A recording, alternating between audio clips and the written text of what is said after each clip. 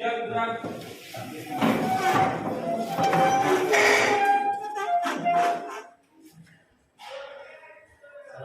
warahmatullahi wabarakatuh. Waalaikumsalam warahmatullahi wabarakatuh. Selamat pagi, salam sejahtera. Silakan sebelum mulai belajar berdoa dan nanti semua masing-masing sesuai dengan kepercayaan masing-masing. Doa mulai.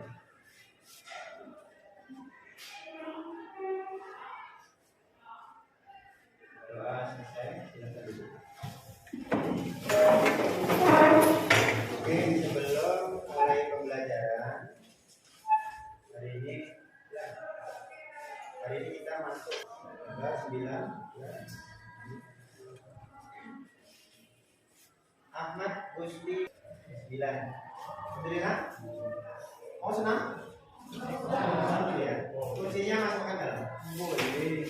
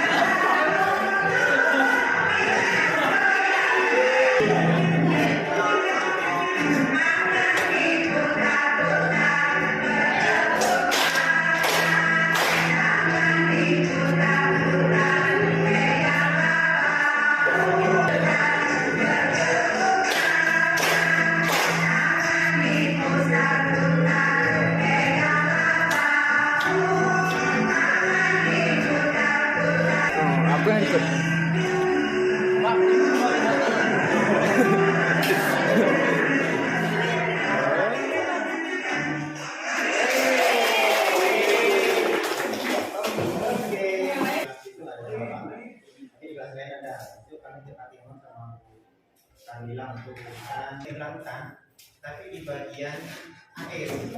Bagian akhirnya itu adalah menganalisis data percobaan untuk menentukan derajat kenyamanan. Ini khusus untuk larutan yang sifatnya itu elektrolit. Pernah dengar larutan elektrolit? Kelas berapa itu? Hah? Kelas berapa?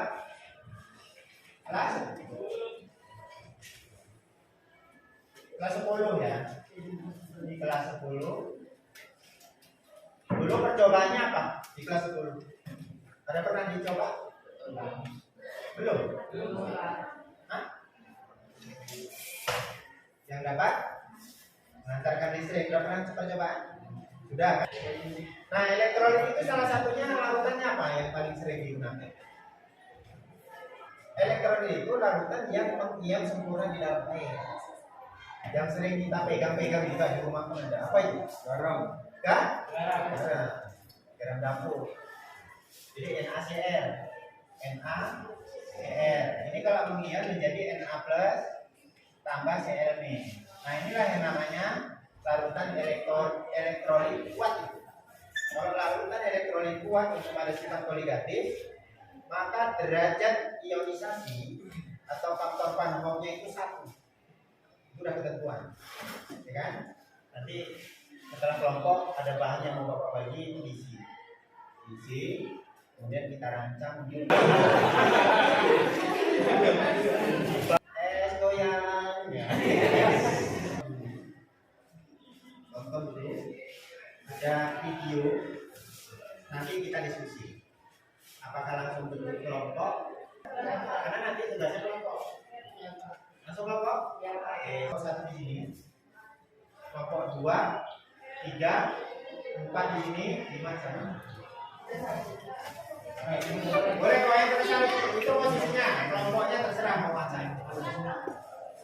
dimulai dari sekarang sampai itu waktunya diambil.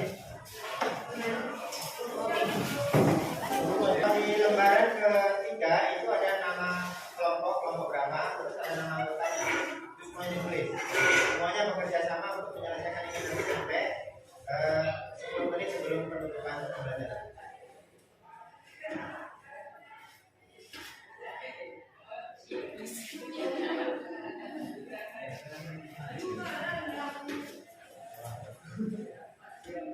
Sekarang kita tonton dulu video sebagai wawasan untuk materi sifat koligatif bagian elektrolit dan non-elektrolit. Halo semuanya, kembali bersama Chemistry Roundup. Kali ini kita akan membahas fenomena yang ternyata memiliki penjelasan ilmiah. Kira-kira fenomena apa ya yang akan kita bahas? Di negara-negara yang memiliki musim dingin, sering dilakukan penaburan garam di jalan-jalan ketika musim dingin tiba. Keberadaan salju di jalan tentunya membawa dampak negatif untuk para pengguna jalan, misalnya para pengguna kendaraan roda 4. Nah, keberadaan salju bisa membuat kendaraan mereka mengalami slip. Begitu juga untuk para pejalan kaki, di mana keberadaan salju tentunya akan menghambat mereka untuk melewati jalan yang mereka gunakan. Dan untuk mengatasi hal ini, dilakukan beberapa upaya. Contohnya adalah dengan menggunakan alat berat atau dengan menaburkan garam di jalan. Nah, hal ini dilakukan untuk menghilangkan atau mencairkan salju yang ada di jalan. Nah, terkait dengan cara kedua, kira-kira kenapa ya harus ditaburkan garam? Kira-kira apa manfaat garam dalam proses pencairan salju? Nah, fenomena penaburan garam pada musim salju. Apa gunanya garam ditabur di salju? Supaya meleleh. Supaya meleleh. Terus suhunya berarti turun atau naik? Naik itu berarti kalau dia 0, AS kan 0 ya. Ditabur garam berarti plus 0, sekian atau plus 1 atau min 0, sekian. Plus 1 sekian lah ya. Lebih besar berarti ya. Berarti mendekati tidak dingin kan itu. Tidak dingin lagi. Simpan jawabannya kalian. Oke. Ibu, ini ternyata memiliki penjelasan ilmiah loh, yakni berhubungan dengan penurunan titik beku. Nah, sekarang kita bahas dulu nih untuk titik beku air. Dalam proses pembukuan air, penurunan titik beku itu semakin dingin atau semakin hangat? Hah? Nol. Plus 1, plus 2, min 1, min 2. Ini naik atau ini turun? Ini naik. Ini turun. Mana yang benar? Ke sini naik atau ke sini turun? Hah? Ini turun. Jadi di sini lebih kan? Sebenarnya titik beku dengan titik ini itu kebalikannya. Kalau titik ini naiknya kemari, kalau turun kemari. Kalau ini semakin kan rendah ya, bahasanya semakin turun di titik beku itu semakin negatif ya. Berarti tadi bahasanya menurunkan titik beku berarti semakin dingin. Tapi kok mencair Pak? Nah tuh jawaban kalian tadi semakin hangat kan?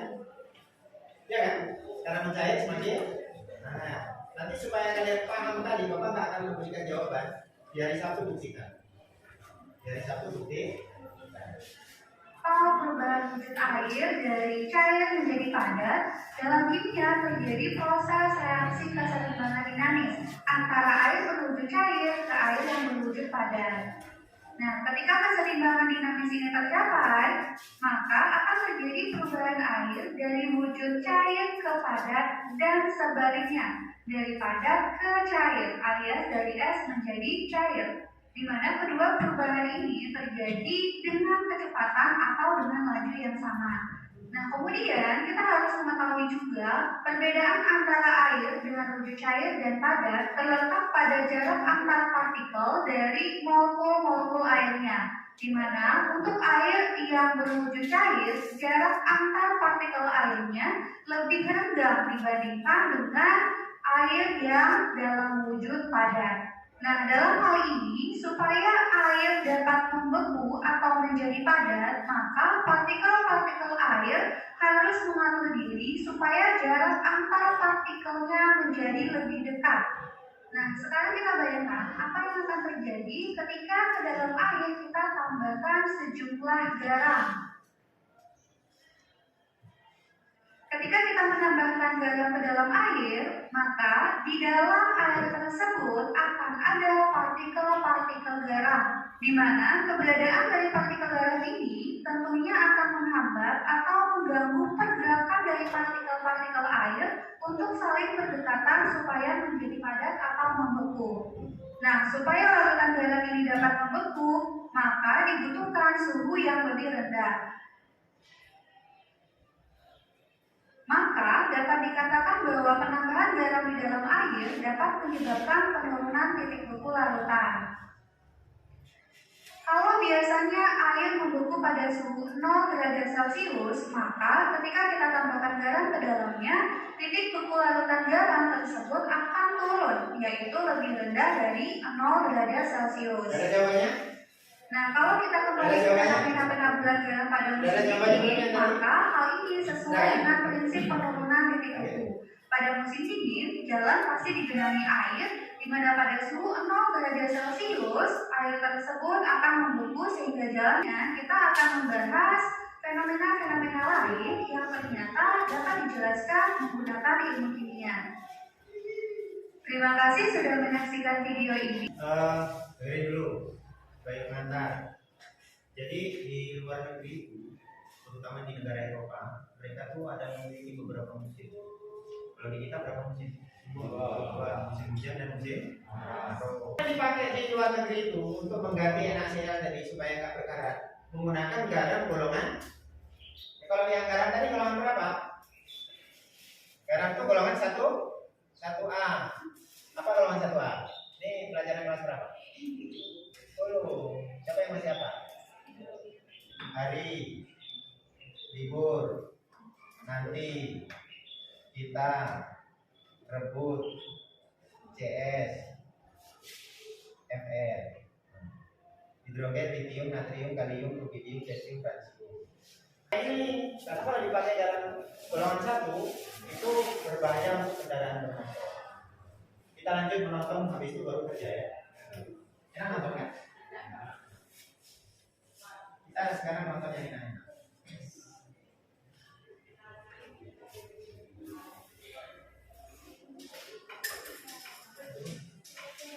Assalamualaikum warahmatullahi wabarakatuh. Oke teman-teman, di video kali ini saya akan sedikit menjelaskan bagaimana cara saya membekukan skuter. Oke, saya buatkan videonya terpisah ya, jadi biar lebih jelas. Terus ini juga kurang sempurna ya kalau pewarnaannya, tapi nanti saya bikinkan yang lebih bagus lagi. Oke, yang mungkin cukup itu saja yang bisa saya sampaikan. Kurang lebihnya saya mohon maaf. Proses pembuatan es krim manual tanpa boras, karena ini permukaannya, jadi kan semakin besar permukaan tongnya itu, tong yang tempat es krim, maka semakin kecil dia luas permukaannya. Tapi kalau kayak ini, cara mengerjakannya, KBD-nya, tuh lihat masing-masing. Di situ ada gambar. Ada gambar itu ada urea 6 gram, kemudian ada garam 6 gram, ada urea 2 gram, ada garam 2 gram. Ya. Hah? Tadi udah Bapak kasih kan?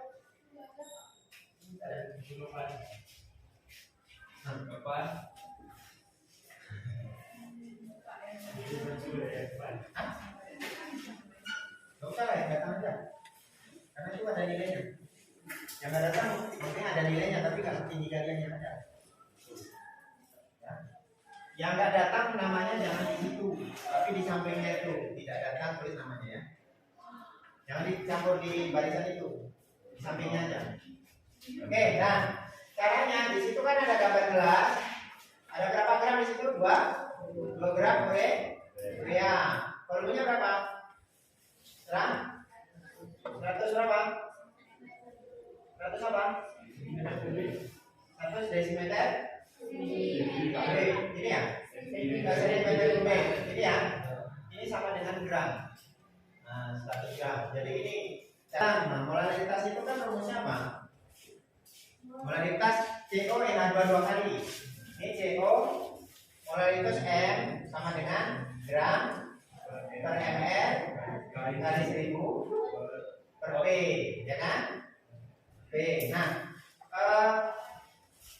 CO NH2 dua kali itu adalah urea. CO NH2 dua kali itu urea. ml-nya itu kita hitung sama-sama ya. Gak usah pakai pulpen ya. Pakai otak aja. C itu airnya berapa? 12. O 16. N di situ ada di gambar itu. N berapa? N 14. Tulis N 14. H itu 1. Jadi caranya ini. 12 tambah 16 berapa? 28. Di situ kan. Ini N 14 dikali 2. 28 tambah 28?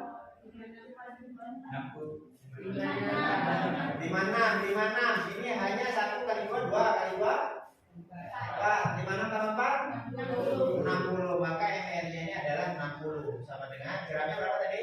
2 dibagi 60 kali 1000. P-nya berapa? 100. Nah, ini molaritasnya. Tinggal bagikan aja. Ya kan? Tinggal bagikan nanti dapat M-nya. Baru di sebelahnya apa ditanya tuh? Tanya apa nih? Titik beku, ya kan? Titik beku larutan. Di sini selisih titik beku larutan. Berarti ini dulu kita cari. Kita cari ini tinggal masukkan aja. Berarti delta TB, delta TF sama dengan M kali KF. KF air. Nah, M-nya tadi berapa ini? Cari dulu nih. Kalikan KF itu 1,86 KF air. Ya kan? Tinggal kalikan dapatlah yang kolom paling pinggir. Kolom sebelahnya rumusnya ini di situ ada di catatannya. Halaman pertama. Jadi TF larutan sama dengan TF pelarut dikurang delta TF.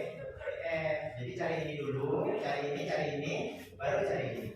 Maka lengkaplah itu. Untuk halaman pertama. Oke? Oke, silakan dikerjakan. Berarti kamu ini nanti yang membedakan adalah gramnya. Kalau volumenya sama semua kali. Nanti yang membedakan gramnya. Silakan membandingkan ini non elektrolit.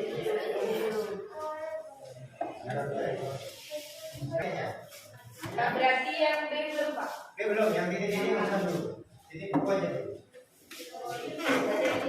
Nah, itu. Itu B. Ini nggak usah dulu. Oke, silakan dikerjakan caranya kayak itu tadi. Kalau nggak ngerti silakan bertanya di kelompok ya, nanti Bapak datang.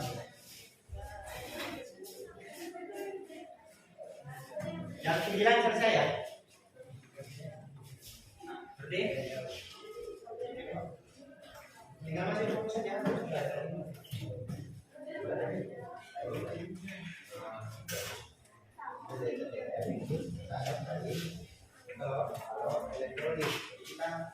Yang garam ininya itu 1 ya. Garam itu ininya 1. Maka tidak dianggap. Kalau bilangan apa saja kalau dikali 1 berapa? 1 kecuali 0. Kecuali 0. 0 kali 1 berapa? 0.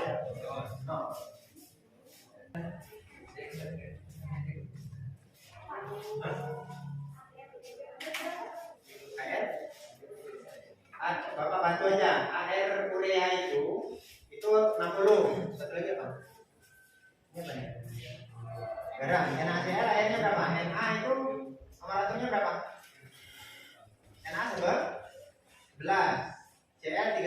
11 tambah 35,5 berapa? 6,5.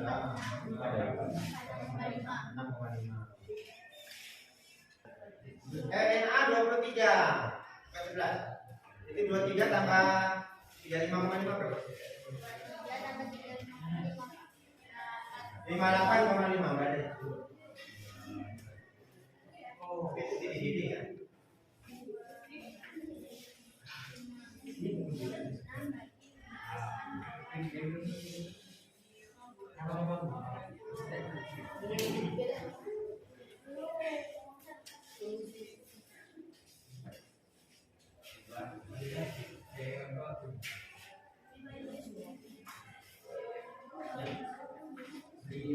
Kalian satu lah, bagi-bagi.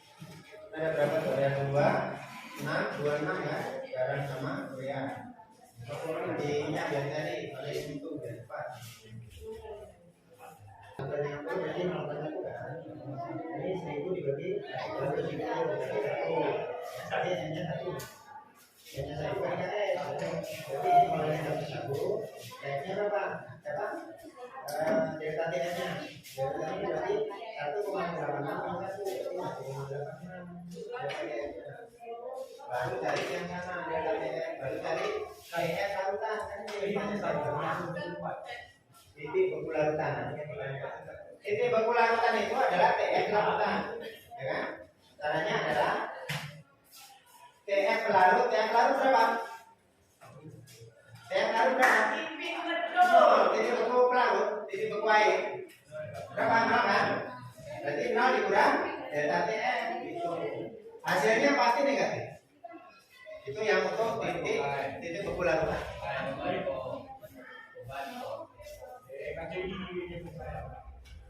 Tidak 0,3.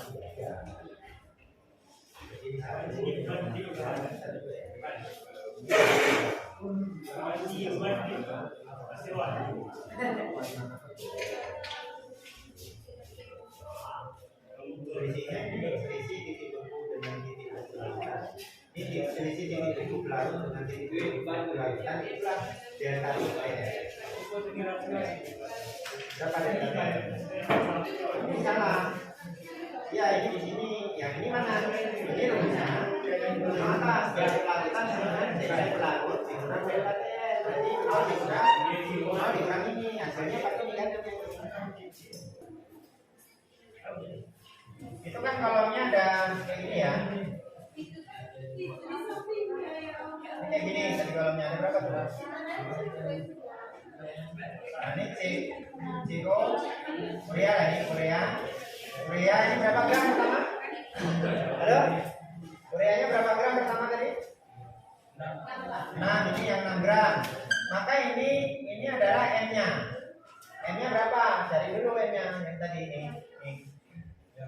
Ini M-nya dapat.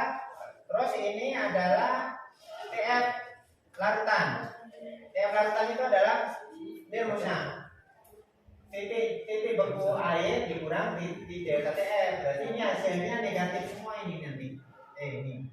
Ini negatif semua hasilnya. Nah ini baru ini delta TF-nya ini berapa? Kalau ini misalnya 1,86, maka ini udah pasti 1,886. Ini cuma dipindahkan kemari tapi negatif. Karena rumusnya kan 0 dikurang delta TF. Berarti ya lalu berapa? 0 dikurang 1,8. Jangan kalkulator. Dengan 1,8. Jebat.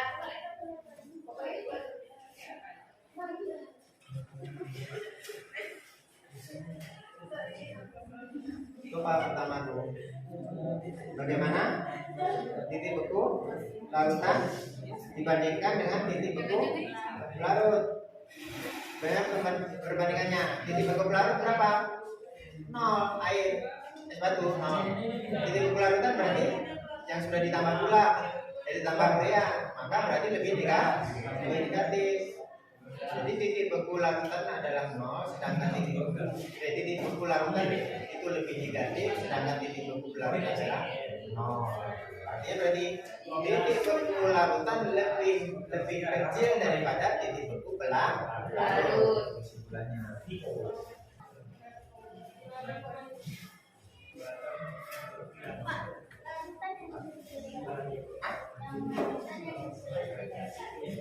Larutan itu lebih negatif.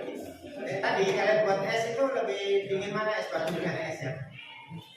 Dengan es krimnya. Es batu dengan es krimnya itu lebih dingin mana? Belum ditaruh garam. Maksudnya bandingkan aja es batu beku biasa itu dengan es krim yang mau kalian bekukan itu nanti lebih membutuhkan negatifnya itu lebih yang mana? Oke, maka negatif.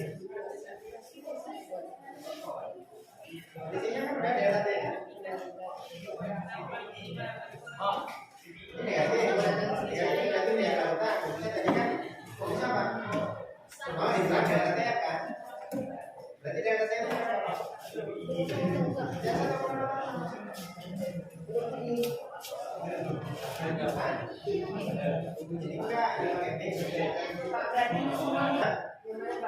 Yang bagaimana sini betul perbandingan ini larutan dengan ini tadi sih jangan lagi bayangkan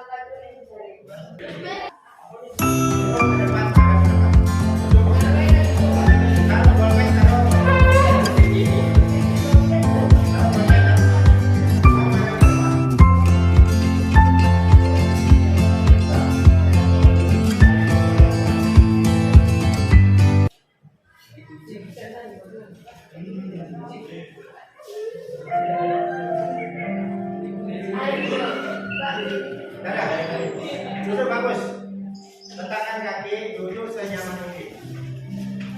Ya, duduk senyaman mungkin. Letakkan tutup mata, tutup matanya, jangan ada yang ketawa. Tasnya ditaruh di atas meja, kaki letakkan di atas lantai, tapaknya dua-duanya menginjak lantai yang ada di bawah kita. Pejamkan mata. Tarik nafas dalam-dalam, simpan di perut, rasakan kita berada di tengah-tengah pegunungan yang segar udaranya.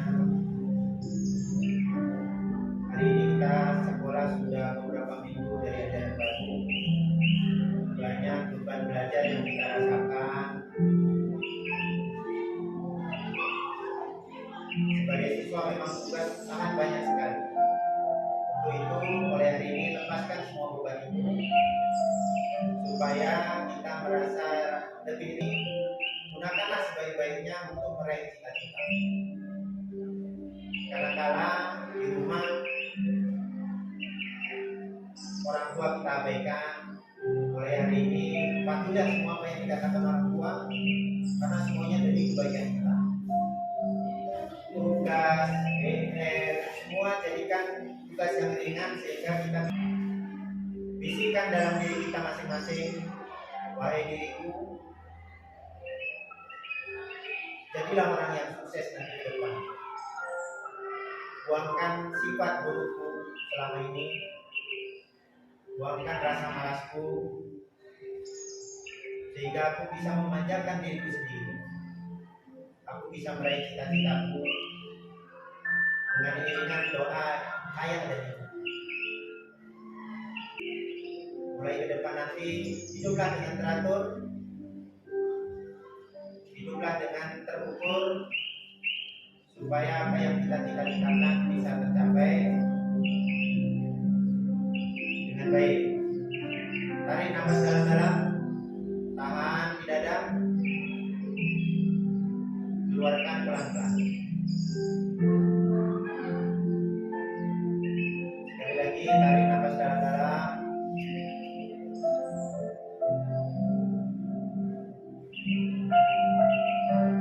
keluarkan pelan-pelan dan rasakan hembusan angin yang membuat badan kita, darah kita terasa segar dan lebih segar, supaya nanti hari ini kita bisa melalui pembelajaran sampai nanti di jam pulang dengan baik, dengan semangat, tidak ada kendala apapun bagi diri kita.